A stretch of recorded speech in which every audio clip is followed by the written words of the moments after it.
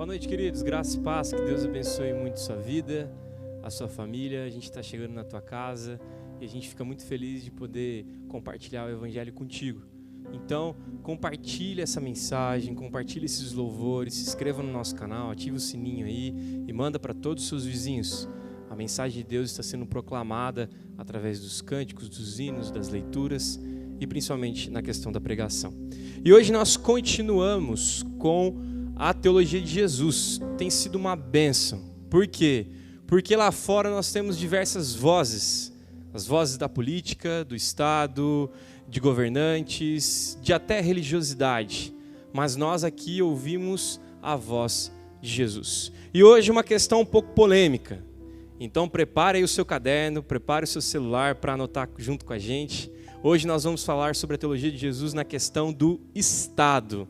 Eu sei, dá um arrepio um pouco na espinha, a gente falar um pouquinho sobre política, sobre governantes, mas, entretanto, a igreja pode falar sobre isso. E o que eu acho mais fantástico é que Jesus amarra e simplifica tudo que a gente fica na bagunça das ideias. Então, hoje nós trabalharemos 4 passos em relação à questão do Estado para nossas vidas. O primeiro passo, João 19, eu peço que você abra a sua Bíblia, João 19, no versículo 10 e 11, nós vamos aprender a primeira realidade em relação ao Estado, e que é uma realidade extremamente simples. Talvez você até fale assim, Diego, mas isso de novo? Eu já sei, eu já conheço isso. Sim, você talvez já conheça. Sim, você talvez até já entende muito bem. Mas aqui a gente está falando sobre prática, sobre teologia da prática de Jesus. E a primeira realidade para o teu coração é que o Estado está debaixo da autoridade de Deus. O texto diz assim, João 19, 10 e 11. Então Pilatos o advertiu, não me respondes? Não sabes que tenho autoridade para te soltar e autoridade para te crucificar? Respondeu Jesus, nenhuma autoridade teria sobre mim, se de cima não te fosse dada. Por isso, quem me entregou a ti, maior pecado tem. Queridos, nesse mundo maluco, polarizado em relação à política, a Estado, a governo, a governantes, eu quero que você guarde no teu coração. Não existe nenhuma autoridade acima da autoridade do nosso Senhor Jesus Cristo. O Estado, os homens, os governantes, os líderes políticos, os conchavos financeiros, nada está acima do poder de Deus. E essa é a grande realidade desse texto. Jesus está conversando com Pilatos e logo em seguida ele conversando como prisioneiro e Pilatos como o Estado, como governante, e Jesus questiona e há um questionamento entre eles, porque Jesus não está falando e Pilatos diz, você não está entendendo quem eu sou? Talvez até você conheça essa frase, porque o brasileiro usa muito isso. E talvez Pilatos aqui tenha olhado dessa forma.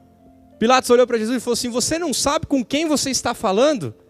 Se você já ouviu essa frase, você é um brasileiro, com certeza. Você não sabe com quem você está falando? Pilatos está olhando para Jesus e falando assim, você não sabe com quem você está falando? E Jesus, com toda a mansidão, com toda a autoridade, diz assim, olha, você não tem autoridade nenhuma. A autoridade que lhe cabe é pequena, é limitada e vem dos céus. E algumas aplicações para o teu coração em relação a essa primeira verdade, que o Estado está debaixo da autoridade de Deus. A primeira aplicação para o teu coração é que muitas vezes parece que nós estamos pregando um Cristo, uma igreja, um evangelho pequeno. Então nós olhamos para o Estado e falamos assim, o Estado é poderoso, o governo é poderoso, os governantes são poderosos. E aí quando a gente vai falar sobre igreja, a igreja é minguante, a igreja é pequena, a igreja não consegue, a igreja não pode, a igreja é fechada, a igreja é aquilo, a igreja é aquilo. Cristo é aquele Cristo que morreu, mas a gente não fala muito sobre a ressurreição dele. E assim nós falamos. Queridos, que igreja é essa? Que poder é esse do evangelho? Que autoridade é essa que está acima de Deus? Isso não existe. E uma pergunta que eu faço para o teu coração, para você, quem manda mais? O Estado ou Deus? Quem manda mais? Quem governa mais? Sabe, e aqui eu não estou falando se estamos sendo perseguidos ou não, a gente conversou sobre isso na semana passada com o pastor, não estou falando nada disso, que a igreja agora está com os leis de fechamentos, tá? Não estou falando disso, não estou também falando de atacar ao Estado, porque a gente também vai chegar nesse ponto. O que eu estou falando aqui é que se você compreende que o Estado não dá nenhum passo sequer sem o aval poderoso das mãos do nosso Deus, você compreende isso? Quando eu abro o Facebook, parece que isso não existe. Nós olhamos as nossas páginas de Facebook, de Instagram, de Twitter. O que acontece é que o Estado é muito grande, o governo é muito grande e o nosso Deus é muito pequeno. Que absurdo, queridos. Guarde isso no seu coração. Crave isso na sua ideia. Pense muito sobre isso durante todos esses tempos. Até porque 2022 está chegando. E a gente sabe que talvez seja um caos político, por causa da briga polarizada que nós conhecemos. Mas grave isso no seu coração. O Estado está debaixo da autoridade de Deus. E quando você compreende essa realidade, você fica em paz. Mesmo com o caos que acontece lá fora. E eu não estou falando aqui também para que você fique deitado em berço esplêndido. É lógico, você tem que cobrar dos governantes, você tem que olhar, criticar, ponderar. Mas quando você entende que toda a autoridade está sobre a esfera do Estado, da família, do trabalho, você descansa, porque nada foge do controle de Deus. Se nada foge do controle de Deus, a política não foge, o Estado não foge, a família não foge, nada foge da vontade de Deus. Há um teólogo muito conhecido chamado Abraham Kuyper, que ele diz uma frase muito interessante sobre as questões da sociedade. Ele diz assim: não há nada neste mundo que Cristo não olhe e diga, isso é meu. Não há nada, nem o pequeno espaço no oceano, nem a política, nem o Estado, nem o governo, nem os governantes, nem os líderes, nem as finanças, nem as vacinas, nada nesse mundo, que Cristo não olhe e fale, isso é meu. Você compreende isso? Você entende política dessa forma? Quando a gente apresenta essa teologia de Jesus, sabe o que a gente está apresentando aqui? Que você mude a sua cosmovisão, a sua visão de mundo, e que você pegue as lentes do Evangelho e coloque, e deixe as lentes ideológicas, e deixe as lentes muitas vezes históricas, filosóficas, psicológicas de lado, e coloque as lentes do Evangelho. E diga, primeiramente, que o Estado está debaixo da autoridade de Deus. Dito isto, a gente consegue ter uma base. Compreendeu isso? Entendeu? Guardou no coração? Compreendeu que Deus é que manda na história? É Ele que assina no final? Então a gente consegue ir para a segunda realidade. E a segunda realidade está ainda no texto de João. Folhei um pouquinho mais para trás, no capítulo 18. Nós encontramos no versículo 33 até o 36, a segunda realidade. Se eu entendo que a autoridade é máxima em Cristo, em Deus, sobre o Estado, eu entendo que o reino de Deus não é deste mundo. Se a autoridade é máxima acima do Estado, e o Estado é deste mundo, eu compreendo então que o nosso reino, o reino celeste, o reino de Cristo, não é deste mundo. Olhe comigo no texto, João 18, 33 e 36. Tornou Pilatos a entrar no pretório, chamou Jesus e perguntou-lhe, és tu o rei dos judeus? Respondeu Jesus, vem de ti mesmo essa pergunta ou te disseram outros a meu respeito? Replicou Pilatos, porventura sou eu judeu? A tua própria gente, os principais sacerdotes é que te entregaram a mim. Que fizeste? Respondeu Jesus. O meu reino não é deste mundo. Se o meu reino fosse deste mundo, os meus ministros se empenhariam por mim, para que não fosse eu entregue aos judeus. Mas agora o meu reino não é daqui. A grande realidade para o teu coração é que você pode sim se envolver com política, entender um pouco mais sobre política, ler sobre política, questionar, cobrar, buscar informações, apontar erros, equívocos, mas lembre-se, você não é daqui. Ah, se essa realidade viesse de encontro ao nosso coração todos os dias, os nossos dias seriam mais tranquilos. O nosso WhatsApp seria menos louco. Essa é a grande verdade. Os nossos grupos familiares seriam menos loucos em relação a questionamentos políticos. Sabe por quê? Porque o nosso reino não é daqui. E é interessante que o texto diz assim, se fosse daqui, se o reino de Cristo fosse daqui, os ministros, os seus amigos fariam de tudo para que não fosse entregue. O que eles fariam? Talvez argumentariam, tentativas, conchavos, argumentações, mas ele entende que ele não é daqui. O poder de Deus não é daqui. Nós compreendemos que de forma escatológica, sim, Apocalipse diz, novos céus e nova terra. Nós voltaremos para cá de forma redimida, poderosa, cheio de glória. Sim, mas o reino poderoso de Deus não é o reino da injustiça, da pobreza, da lascívia, da luxúria, do pecado, da inveja, da perversidade, do adultério, da sexualidade desenfreada. Esse reino é daqui. O reino de Cristo é outro reino, é outra perspectiva, é outro olhar, é outra cosmovisão. Quando você compreende isso sobre o Estado, meus queridos, política já não é tão cativante para os nossos corações. Você se envolve, você pesquisa, você entende, gosta até de ver nos jornais, mas você sabe que aquilo ali não é a salvação do teu coração. Não é a salvação do teu coração. E eu quero trazer algumas aplicações em relação ao reino de Deus que não é deste mundo. A primeira aplicação é: o que te prende mais? O reino daqui ou o reino dos céus? O que toma o seu desejo, a sua ansiedade, o seu pensamento, a sua paixão? É o reino daqui, com todas as conturbadas posições que nós conhecemos? Ou é o reino dos céus? Somente durante todo o dia, pensa mais no reino daqui ou no reino dos céus? O que toma toda a sua mente? Sabe, esse ponto aqui é muito interessante porque ele trabalha a questão da idolatria. Que reino que você quer? O seu próprio reino? As suas próprias vontades? Os seus próprios desejos? O seu próprio partido? O seu próprio estado? A sua própria posição? É esse reino que você quer? E aí eu fico pensando, se o reino daqui chama tanta atenção, como que você vai viver a eternidade no reino de Cristo?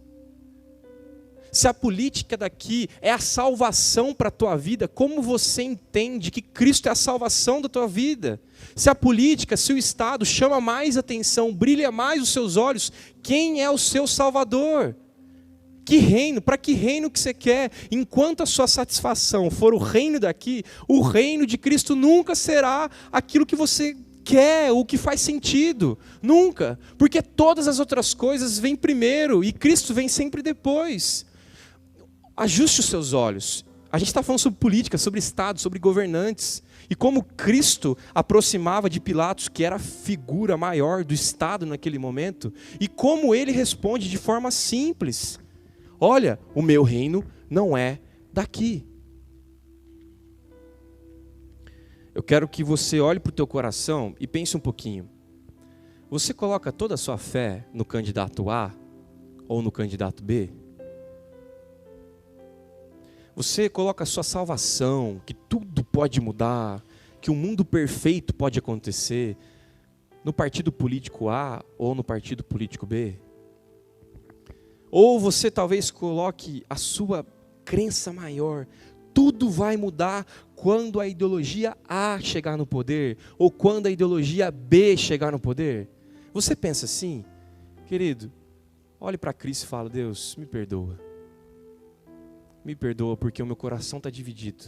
Eu estou servindo a dois senhores. E o meu tesouro está muito mais enfincado na terra do que nos céus. Que Deus tenha misericórdia das nossas vidas. E que o Evangelho, a pessoa de Cristo, seja a máxima na tua vida. Primeira realidade, a autoridade suprema de Deus. Compreendo isso. A realidade humana já não é mais a nossa. O reino de Deus já não é mais aqui. É fora deste mundo. Terceira realidade para o teu coração, em relação às obrigações do Estado. Mateus 22, 17 e 21. Diz assim: dize-nos, pois, que te parece? É lícito pagar tributo a César ou não? Jesus, porém, conhecendo-lhes a malícia, respondeu: por que me experimentais, hipócritas? Mostrai-me a moeda do tributo. Trouxeram-lhe um denário. E ele lhes perguntou: de quem é esta efígie e inscrição? Responderam: de César. Então lhes disse: dai, pois, a César o que é de César, e a Deus o que é de Deus. Quando a gente pensa muito em relação à Bíblia, às vezes muitas pessoas se aproximam de Cristo com uma visão de um Cristo político. E isso é um grande problema. Um absurdo de um problema. De que ele é um Jesus político, um marco histórico, marco histórico que ele vai libertar aquele povo de Israel sobre o Império Romano que estava afligindo aquela terra. E é interessante porque as questões políticas chegam a Jesus. E eu gosto desse texto, por quê? Porque eles tentaram Jesus com questões políticas, com as questões do Estado. Eram dois grupos ali, os fariseus e os herodianos. Cada um tinha uma ideia, se ele falar de um negócio, a gente pega ele aqui. Aí o outro falou, opa, se ele falar que é disso, agora a gente pega ele, a gente prende ele. Por isso que Jesus fala, seus hipócritas, estão perguntando com malícia. Mas Jesus responde. E eu gosto da resposta de Jesus, porque ele nos ensina a responder às questões políticas. E a gente está vivendo num momento político. Então aprenda com a resposta de Jesus. Olha o que a gente olha e a gente aprende de forma extraordinária, didática. Ele nos ensina, primeiro, existem obrigações, dê a César o que é de César. Existem obrigações. Segundo, devemos cumprir sem pestanejar. Jesus fala assim, dê a César, mas dá uma facada primeiro em César. E César era tranquilo, né? Os governantes daquela época eram extremamente tranquilos, né? Nero, super tranquilos, né? Não havia nenhum problema, né? Não, ele vira, dê a César o que é de César. Então, existem obrigações, devemos cumprir sem pestanejar. Terceiro, diferenciação entre César e Deus. Eu dei uma pesquisada sobre esse denário. Quando você olha a moeda, de um lado está César, do outro está uma inscrição. Está mais ou menos assim, divino, filho de Deus, poderoso César Augusto. E sumo sacerdote. E Jesus está olhando para ele e fala assim, olha, existe a parte de César, mas a questão de sumo sacerdote é minha. Eu sou o sumo sacerdote. Então existe essa diferenciação. É legal, interessante a gente pensar um pouquinho, até de forma histórica, né? Aqui, se as pessoas olhassem muito bem, um grande erro que aconteceu durante um bom tempo na história, que foi Estado com a igreja, deveria ter sido parado por causa desse texto. Ele diversifica, ele tira, ele muda. Olha, aqui dá a César o que é de César, mas dá a Deus o que é de Deus. E agora, para mim, um dos maiores ensinamentos da resposta de Jesus, simplicidade na resposta. Queridos, como eu queria abrir o Facebook hoje e ver cristãos dando resposta como a de Jesus. Queria muito abrir o meu Facebook, meu Instagram e ver pessoas dando uma resposta como a de Jesus. Rápida, curta e com amor.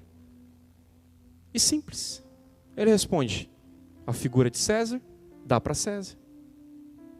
Pergunto para você, seu Facebook está cheio de gente com ódio? Seu Instagram está cheio de gente com ódio?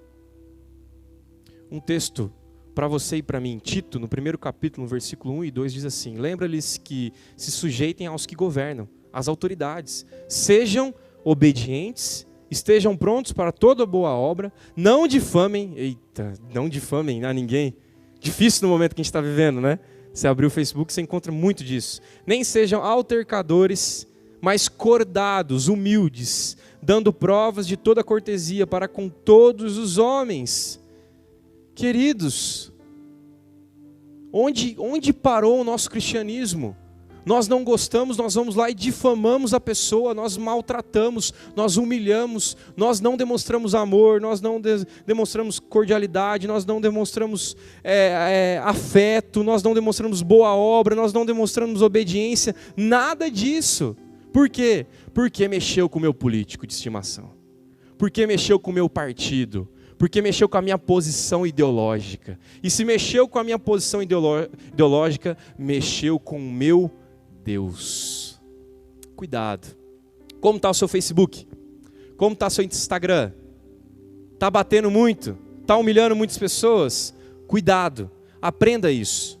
Jesus trabalhou e entendeu de forma simples e ele responde.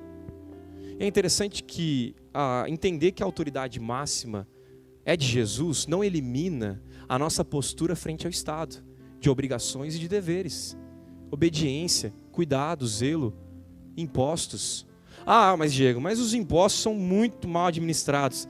Faça a sua parte. Dê a César o que é de César.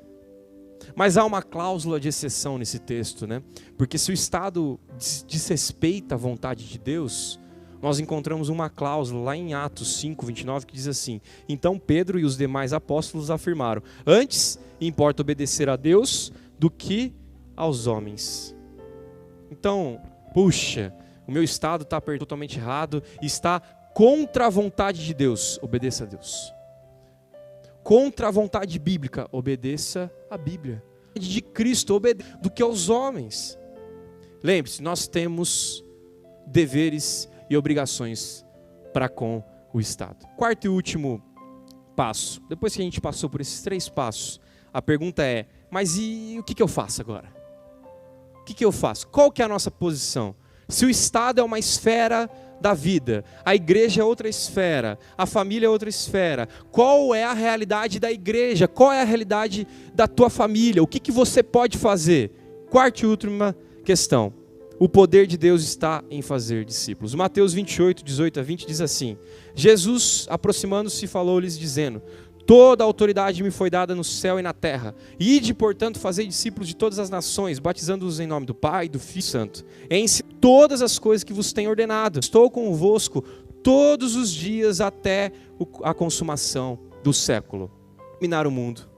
O seu papel não é descarregar toda a sua esperança num político. O seu papel não é descarregar toda a sua esperança num partido, numa ideologia, numa posição financeira. Não. O seu papel é fazer discípulos de todas as nações. Sabe onde quando ela quer falar de política? Quando ela quer discutir questões de Estado. Quando ela quer se envolver naquilo que ela não foi chamada. E ela deixa de fazer aquilo que ela foi chamada. O que ela foi chamada a fazer? Discípulos, ensinando, curando, guardando, amando, batizando-os. Você está com crise de identidade? Não sabe muito bem o que está acontecendo? Talvez esteja faltando fazer discípulo na tua vida. Olhar para pessoas e falar: eu quero mostrar o evangelho de Jesus para essa pessoa, eu quero curar, eu quero ensinar, eu quero pregar, eu quero batizar. Para um pouco de ficar postando textão no Facebook. Sossega um pouco e vai amar pessoas, vai cuidar de pessoas, vai servir pessoas. É um texto poderoso para o nosso coração. Porque se a igreja ela está sem identidade, e talvez o nosso coração um pouco sem identidade, é porque a gente está fazendo aquilo que não era para a gente fazer. E a gente está fazendo muito isso. Qual foi a última vez que você sentou com alguém? Jesus é a maior esperança da minha vida. Vá a tua vida. Jesus é aquele que pode pacto do pecado, onde não tem.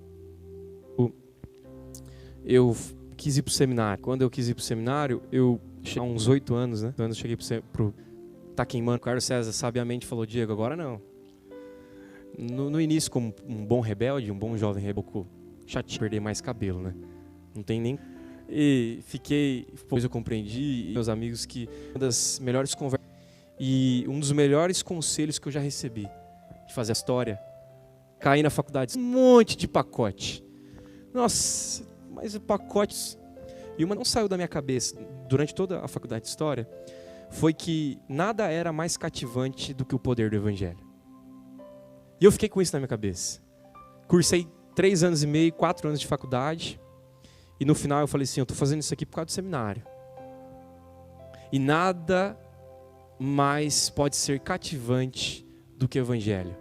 Pode ter ideologia que deu certo, pode ter ideias financeiras, a história pode ter caminhado e falou: olha que perfeito esse grupo, como esse grupo ele foi perfeito, como isso, como o partido político fez isso, como aquele líder político foi aquilo, e como as pessoas falavam de pacotes de vida, e pacotes, e pacotes, pacotes. E uma coisa ficou muito no meu coração: nada é mais cativante do que o poder do evangelho. E eu espero que você entenda isso, de forma simples. O Estado está aí, faz parte da nossa vida, é uma esfera da nossa vida. Nós devemos respeito, autoridade, com certeza. Mas nada é mais cativante do que o evangelho, do que o poder de Jesus Cristo. Você conhece esse poder? Ou o Estado está muito poderoso para o teu coração? Você fosse olhar agora para o teu coração, quem grita mais aí dentro? Partido A, partido B? Quem grita? Fala sério. Quem está tomando o maior tempo das suas buscas é Cristo. Quem é? Fale isso para você. O Evangelho, ele é mais cativante do que qualquer posição política, ou estatal, ou de governo. Que Deus te abençoe muito, poderosamente. E que a política seja algo da nossa vida, mas que ela não tome o centro do teu viver.